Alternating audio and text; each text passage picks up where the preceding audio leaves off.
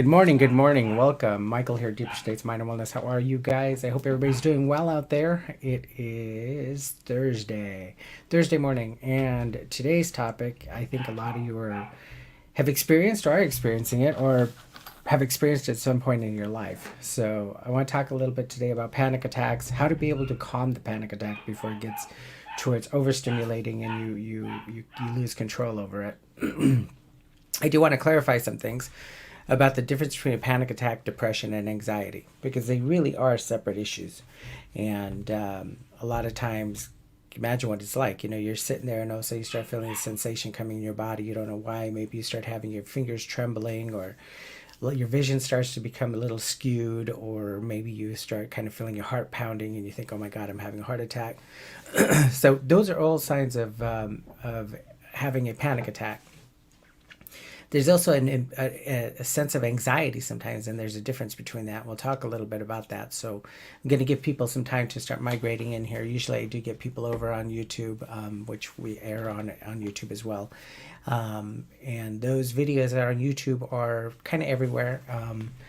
If you are on YouTube and you're here on Facebook, when you come in, if you see what's scrolling on the bottom, if you just go to open up another tab and go to that and just click on that, that'll give you guys permission to go ahead and ask questions, and to also be able to let Facebook use your information as far as like letting you ask a question. So anyway, my name is Michael Almaraz. I have been a clinical neurolinguistic programming hypnotherapist for the last over 25 years now. And it's been for probably 5 years of that, 6 years of that was part-time, and then the rest of the time has been just completely full-time.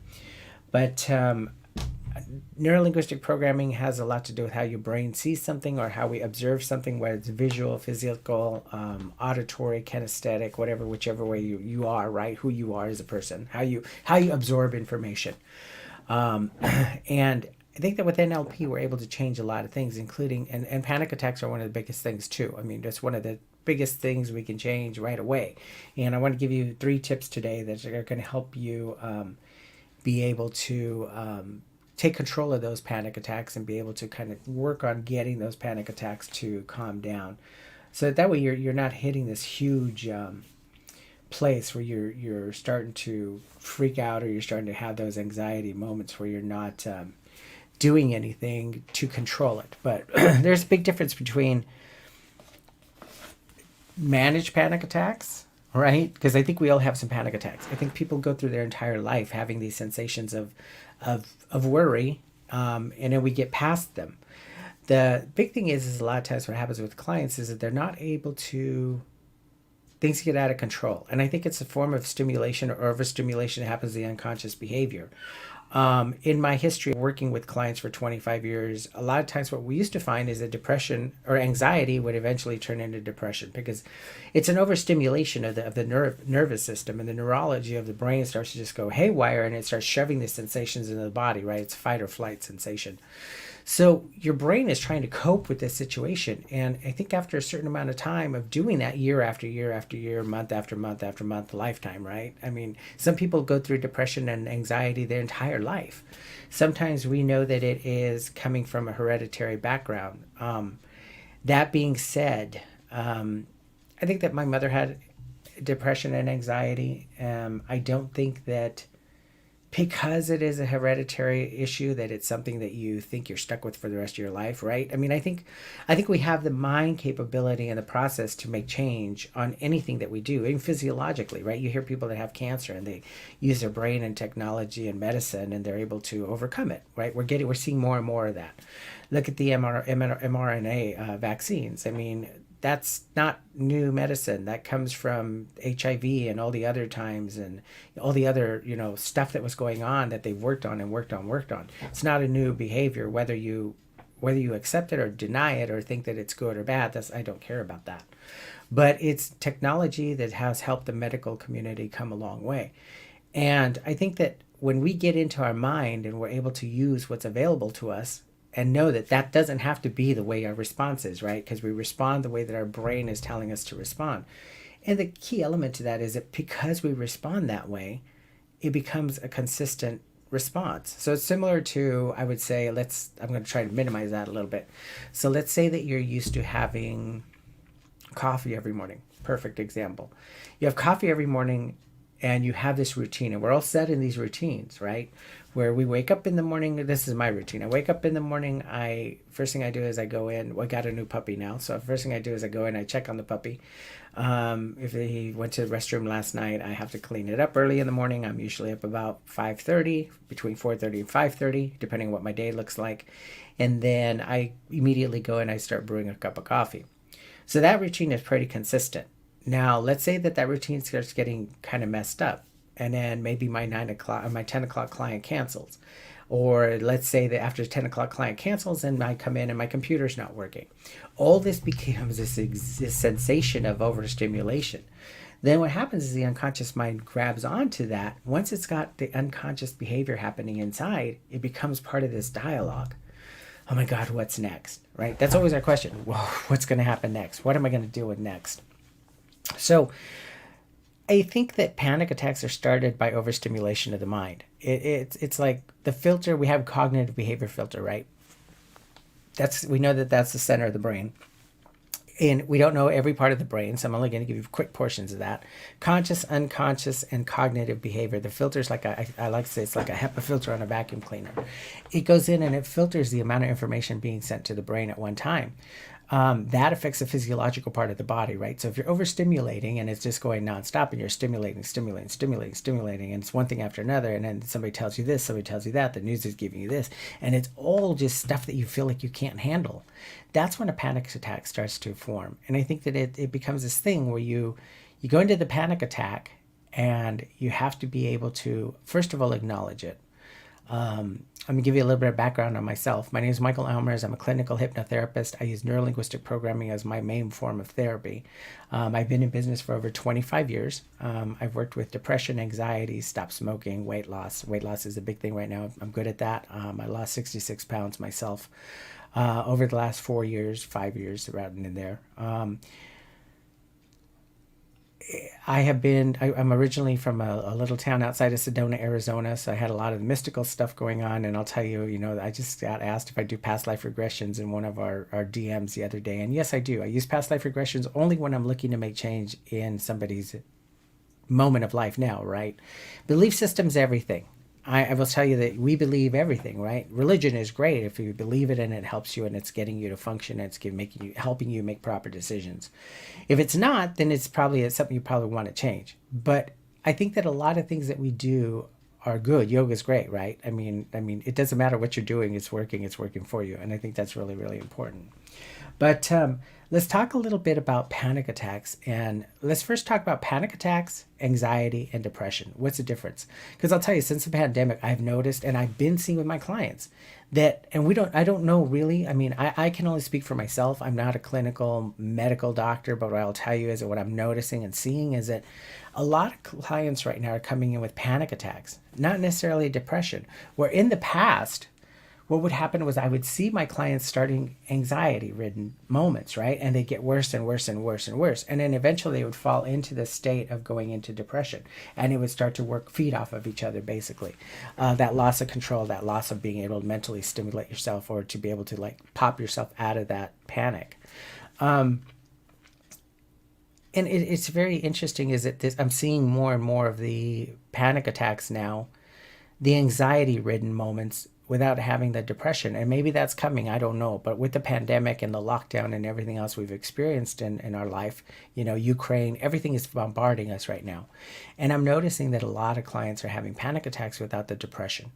So it's possible for me that I'm going to be seeing that now becoming a common process. In the past, it wasn't a common process.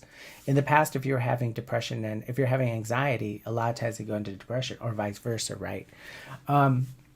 How do you know the difference? Well, the difference is going to be kind of clinical, but you're going to feel it internally. And we'll talk a little bit about that. I want to talk a little bit about how that internal process happens inside your body and your physical self.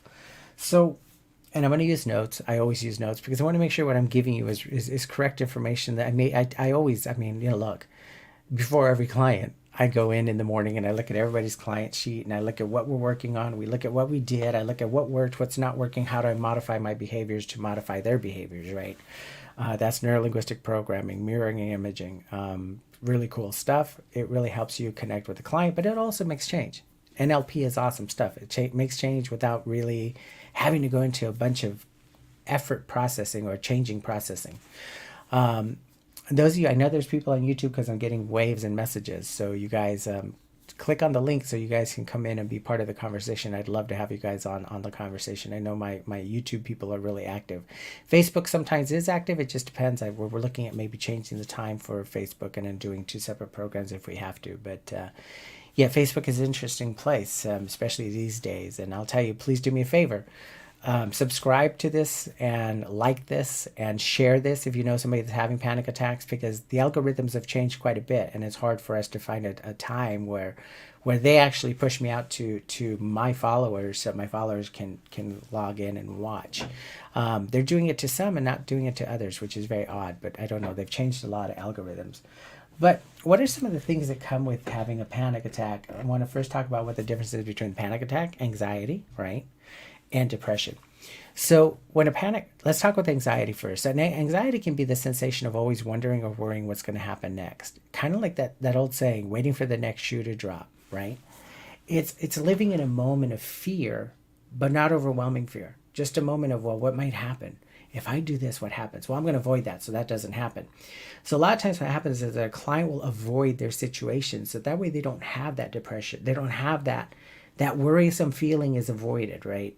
And when they can't, sometimes it turns into panic, or sometimes it becomes a very uncomfortable sensation that they're able to overcome and get rid of. Some of the symptoms, and we'll talk about those symptoms with the panic attack, because the anxiety is something people live with all their lives. Some people can go their whole life and just say, oh, I'm a little anxious. I always have anxiety.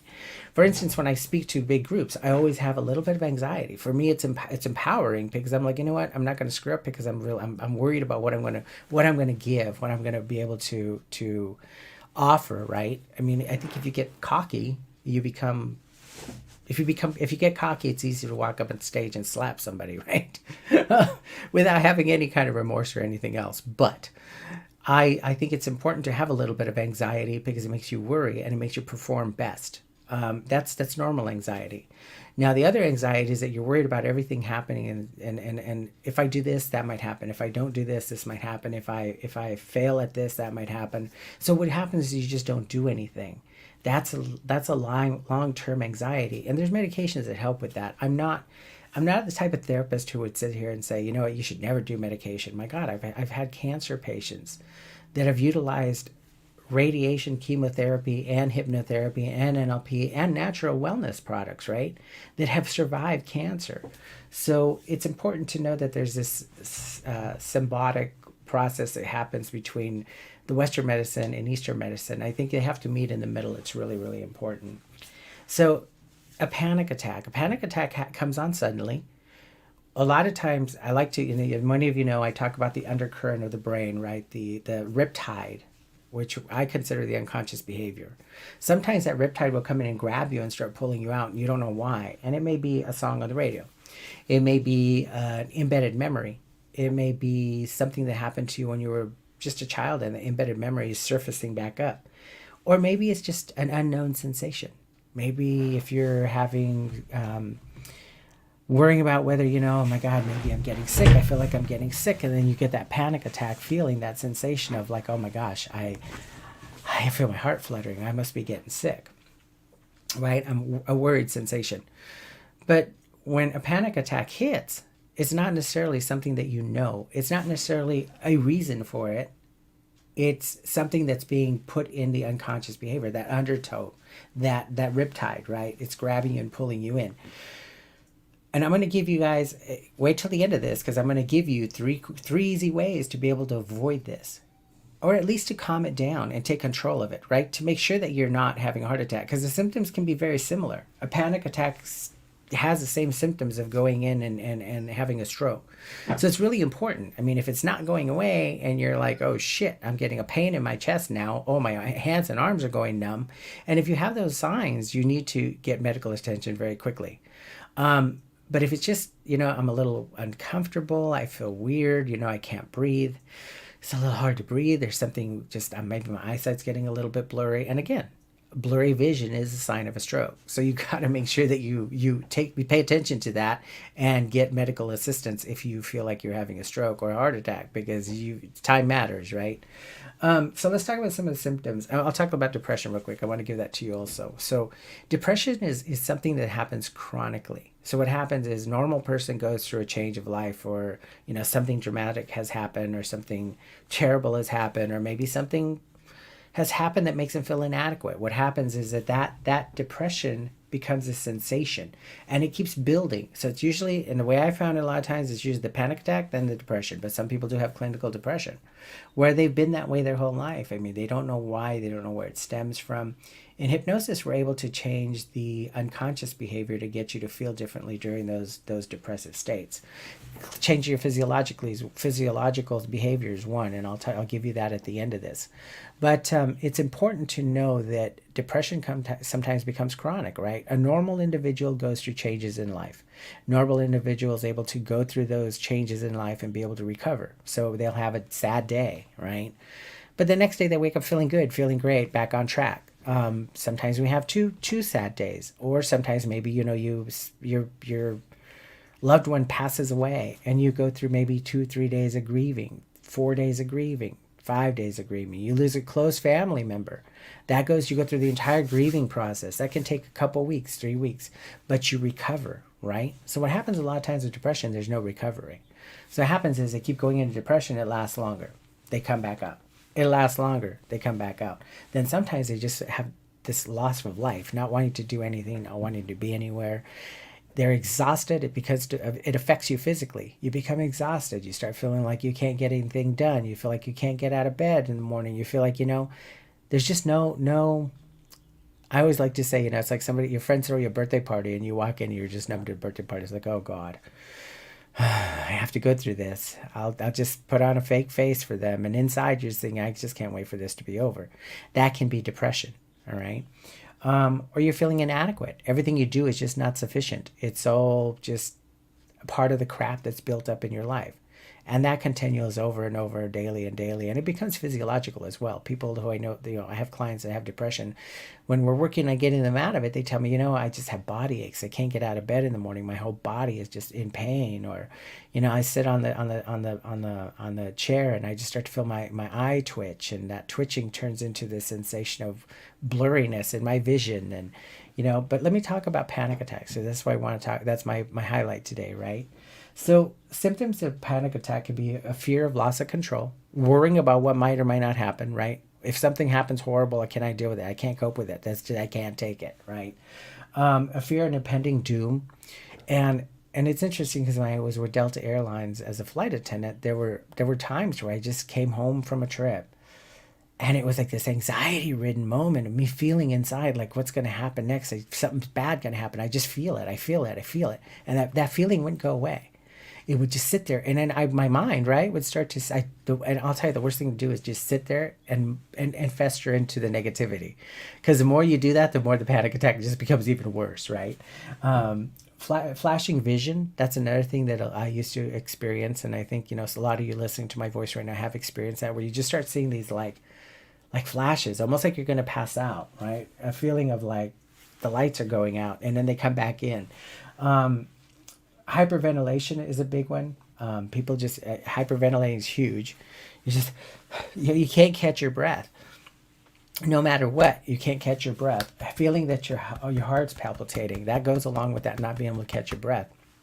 The more you try to catch your breath, the more the heart starts palpitating, and you start feeling the pounding. A lot of times it comes into physiological stuff. Breathlessness, not being able to ever catch your breath. That's another sign of a panic attack happening. Chest pain. And remember, I told you, these symptoms go hand in hand with having a stroke and having a heart attack. So that's why it's really important that you evaluate this. You either evaluate it through the hospital emergency room, or if things are not clearing up in a little bit, or one part of this doesn't go away, or you start feeling numbness in your hands and your arms, then you need to find medical attention. Sweating, getting sweaty palms. A lot of times clients will go through anxiety and have a panic attack and start feeling their under armpits just start to sweat, or their face starts to sweat. You've seen people that are just having anxiety and they're just dripping in sweat. A lot of times people who speak will go through that anxiety moment so bad that they start to sweat. But once they're done speaking, it's over, right? So what happens with this is that it continues to revisit even sometimes when they're not having a panic attack. It continues to revisit when they're having a panic attack over and over again. So you know that it's becoming a chronic issue. Shaking is a big one. You start getting like you just kind of feel like you're losing motor control. Sometimes it's really hard to walk. Sometimes you're getting bad headaches. I mean, a lot of times, so mine used to start with a headache first. Then it became overwhelming. It became overpowering. And I was just like, oh my God. Then I would focus on weird shit, negative stuff, things that were just like come and go, things that were really strange. Nausea, chills is one. Just getting really cold, hot and cold is a big one. Nausea, feeling like you're going to vomit, but I'll add a little more to that. So feeling like you're going to vomit because something's not happening that's right for you, or something didn't go well and it made you sick to your stomach. That's kind of, I guess, the perfect way to explain that, because I mean, I've experienced all this. All right. So numbness. And again, sometimes you feel your whole arm go numb. Sometimes I would just feel my fingers go numb. Sometimes I would just feel this numbness happening like over on in my neck area, and this whole neck area would start to hurt and go numb. So those are all processes that come with a stroke and a heart attack. So it's important to evaluate it. Get this evaluated by a medical professional. Find out, okay, am I having a panic attack? Am I having anxiety? Is this a heart attack? Is this a stroke? Suicidal tendencies is sometimes when you're getting real in there and it's just like, oh my God, I can't take this anymore. I can't do this anymore. I've had enough of this shit. I'm better off dead. And I'll tell you, this is the thing. Get help before that happens. Get help before that moment becomes that moment for you, because it doesn't need to be like that. It really doesn't. And I'm talking to you from somebody who has worked with this for a long, long time. 25 years. I've had experience 25 years dealing with clients coming through my office with panic attacks and anxiety and depression. I experienced every single one of these things when my mom passed away and I didn't know how to cope with death. I mean, I had never experienced it. So that was part of when I started realizing, oh man, this is all part of a panic attack. This is all part of anxiety. I'm anxiety ridden, right? And depression's a whole nother monster. And we'll talk about that maybe at some other show. But I want to tell you guys, just because you're having these things doesn't mean there's not help out there. And some of you who are just starting to come into this sensation of having a panic attack, or coming in the sensation of having anxiety, try hypnotherapy first. Try yoga first. Try the things that are natural first. And a lot of times you'll be able to just nip it in the bud. And once you nip it in the bud, you'll be able to go in and correct these things. Because remember, it is psychological. It's psychological. It's happening in the neurology of your brain. It's causing the physiological symptoms to happen because it's happening up in here. All right. So there's hope out there. There's help out there. Don't feel like, oh my God, nobody understands what I'm going through. Everybody has had a panic attack at some point in their life. Everybody has felt anxiety at some point in their life. Everybody's had a day or two of depression. So don't feel like nobody knows what you're going through. And I'll tell you, a lot of times people don't. And that's why you need to have somebody who's a professional, somebody who works with this and understands you, right? So you can go in and you can correct it, or at least try to correct it prior to being medicated. And if it's just not possible, there's some great medications out there. There's a lot being done. There's a lot of changes. Like I talked a little bit earlier about the mRNA, and the COVID shots came from understanding medicine way back, right? I mean, all the way from before the AIDS pandemic, they started working on those vaccines, and that goes with the medication as well. I mean, my God, when I was having my depression and anxiety in 1996 and 98. I mean, they were just throwing shit at me. I mean, it was Paxil, Wellbutrin. Let's mix Wellbutrin with Zoloft. Let's do combo drugs. It was just out of control. And anyway, I couldn't sleep. They were like, well, let's give you Valium. Let's start with Valium. Let's start with the 10 milligram dose and let's work our way up. And I mean, I thank God for that, because I'll tell you, I mean, there were suicidal moments with me. And I think we all experience that when we had great loss. But the thing is, most people recover. And I think that I wasn't recovering, one, because I kept myself so busy, and I always have. I try to keep myself as busy as possible. But the thing is the difference was that I didn't know what I was experiencing, so I couldn't take care of it. I couldn't handle it, right? If you don't know what's happening to you, how do you take care of it? And a lot of times, the whole thing is to throw a medication at it. And I highly recommend that if you cannot take if you're at a point where you can't take the depression and anxiety and the stress of things, then yes, have them medicate you a little bit to kind of get you into a place where you can like recover. Start utilizing the natural tools that are out there: yoga, meditation, hypnotherapy, NLP. And I always say this over and over again. If you're going to use a neurolinguistic programmer, make sure they're a hypnotist, and vice versa. If they're a hypnotist, make sure they're an NLP practitioner. Because I really think that if you can get into the unconscious behavior and get the body to feel the way the mind wants to feel, the way it should be feeling, right, you're going to be able to change that. So I want to talk a little bit about panic attacks now and how to handle them, right? What do you do? So let's do a scenario in your head, and I'll reference this to a client that I've seen at some point. So you're driving along.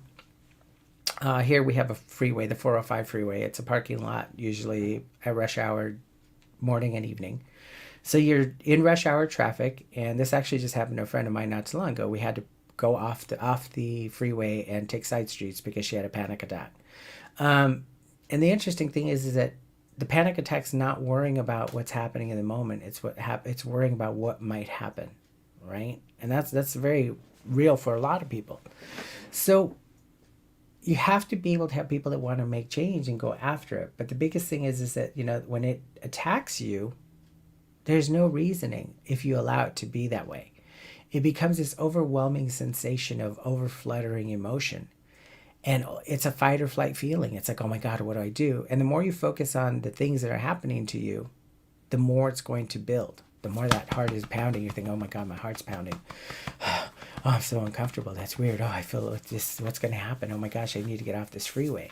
Well, can you make changes inside that car? Absolutely. If you remember in the olden days, they used to tell you, get a paper bag, and this still works. Get a paper bag and breathe into it. Slow your breathing down, because the hyperventilation comes with the panic attack. Oh my God. Oh my God. Right? So if it's getting to that point, if you have a plastic bag in your car or a paper bag, start breathing into it and slow down the breath process. Get your mind to calm down. Be aware of those sensations. Be aware of those feelings. And give yourself the mental understanding. Give yourself the mantra if you must. Say, whatever these thoughts are, I need to repeat this to myself. I need to repeat these ideas to myself. That just because I'm feeling a bit uncomfortable doesn't mean that I'm in danger. Just because I'm feeling uncomfortable sensations in my body, it doesn't mean that I'm in danger. Something horrible is going to happen, right? Remind yourself of that, because a lot of times it's not going to. It's just the what if something does happen. And another thing, tell yourself, is just because my heart beats slightly fast or it's irregular, it doesn't mean that I'm going to have a heart attack. You know what I mean? Maybe you have just a little bit of that, and you're having the thoughts running through your head.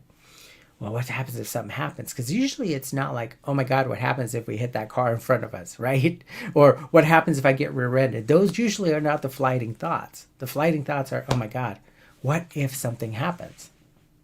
I mean, the brain's creating this process of dealing with it on a deeper level than just, well, you might hit that car, all right?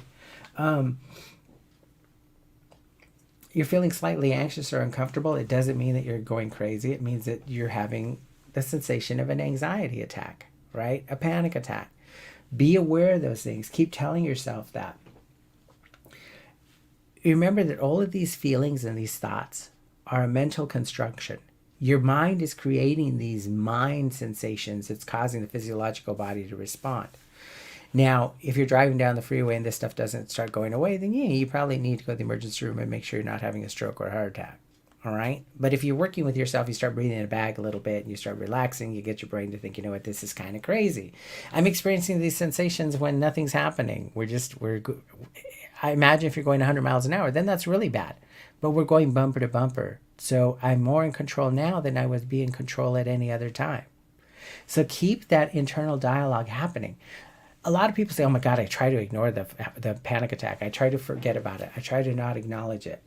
That's the worst thing you can do, because your brain's not dumb, right? Your brain is feeding you information, trying to help you. So if you say, oh, It's going to go away. I'm just going to ignore this. This is just nothing. It's nothing. Mantras are great, but there's no action. You're going to get no reaction. You'll hear that from me over and over again. That's one thing I stick to. If there's no action, there's going to be no reaction, right? So if you can lie to your brain all you want. The same thing about going in and looking in the mirror and saying, oh my God, I'm so fit and so perfect. And you haven't been to the gym in 40 years, right? You're 600 pounds overweight.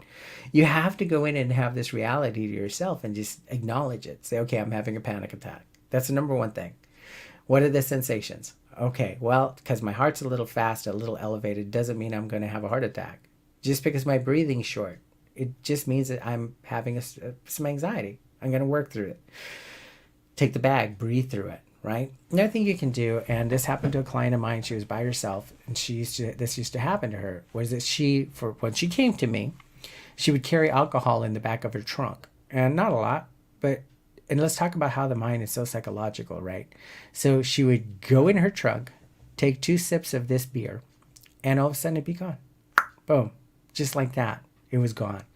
So this client had to come into a process of understanding that it was a psychological immersion that was happening to her, that once the brain went in there, that was it. So one thing we did was, and it seemed to always happen sometimes going around bridges, sometimes it would happen going into bumper to bumper traffic, but you can always get out of bumper to bumper traffic, right? You can pull over, take an exit. One good thing you can do is get out of the car, walk around, take a little bit of a deep breath and relax, maybe at the back of the car, or even pull over. Go in and have yourself, like a snack, a bowl of soup. And just think about the positive things you have, the wonderful things you have, the people in your life, how in control you really are, how much control you really have, right? A lot of people ignore that and think they don't have control. You do. Another thing you can do to stop a panic attack is to use the paper bag, breathe in, breathe out, breathe slow. Start pacing that breath so it starts resonating in a much slower heartbeat, right? Our breathing controls our heartbeat. Our breathing controls our blood pressure. Our breathing controls so many aspects of our physiological body. So take control of that. Third thing you can do is you can change your state. And Anthony Robbins talks a lot about state change. So getting out of your car changes your mind state, right? Changes your physiological state. So change your physiological state, that'll change your mindset. So when you have this happening to you, if you can, I like to tell my clients, you're sitting in a conference room or you're sitting in you're at an event, a sporting event, and you start feeling that coming on, go in the bathroom, go in the stall. That changes your state, changes your location, right? And then focus on other things. Focus on how disgusting it smells. Focus on how you've got so many great things. My God, you got tickets to this game and nobody else did. Focus on the positive things. Slow down the breathing, slow down the random thoughts, and start to take deep breaths and relax yourself. And I mean, like I said, it's really important that you still have medical attention should this not start to ease itself out, because there's a possibility you are having a stroke or you're having a heart attack. So keep that in mind, all right? So anyway, you guys, I hope this has helped you some, and I will separate depression with anxiety. We'll talk about depression a little bit later. We have done some shows about depression in the past, but I think it's a topic that needs to be a little more dwelled into or dived into, because there's so much I think we're going to see a lot of that happening when people feel like they have lost control of things. And we're living in a world that's very different right now. There's a lot of changes happening. People are going through a lot of just help me get through this kind of moments, and know that you're never alone. You're never alone. You can look us up, Deeper States Mind and Wellness. You're welcome to call my office at any time. If we don't get your call, we'll get you right. We'll call you back as soon as possible within that day.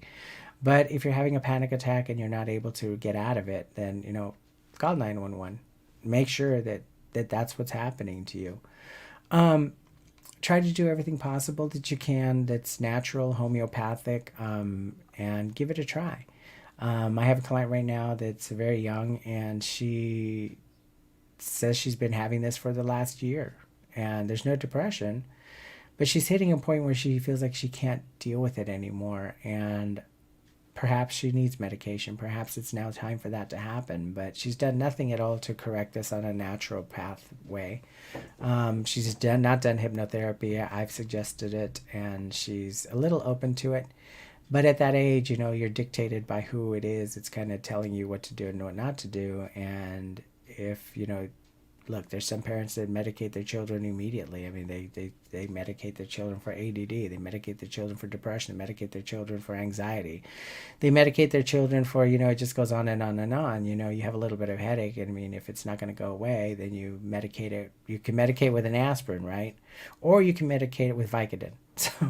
So there's levels here. So anyway, you guys, I appreciate you and thank you so much again. Share this out with somebody that you know that is having having panic attacks and having a rough time dealing with things. Share it, like it, subscribe to this on YouTube, subscribe to the channel, ring the bell so you can get notifications of every time we go live. I try to give you guys information all the time. Hey, and if any of you have an idea of topics that you'd like to cover, you'd like me to cover for you, DM me with them. I'm open. We don't have a set schedule, and we will at some point because they're on top of me for that because they want me to give them a set schedule so they can promote this more. But let it be about you guys. All right. I'm here for you. And thank you so much. Go out there. The weekend's coming. Go out there and make somebody's weekend special. Do something different for somebody that you normally wouldn't do for somebody. And it's good for your endorphins. And it's good for theirs. All right, you guys. Thank you so much. Have a great weekend. And stay tuned on Monday. Monday, I will be doing my entrepreneur show at 9 a.m. in the morning Pacific Standard Time here on the Deeper States Mind and Wellness channel. Eventually, we'll be moving those people into a private group or at least an open group, right? So that way it's set into business and not set into mind and wellness. That's what this Thursday morning is about you. Stay a positive mind. Keep your mind sharp. You'll stay well. Take care, guys. Thank you so much. And I appreciate everything. Have a great day and an awesome weekend.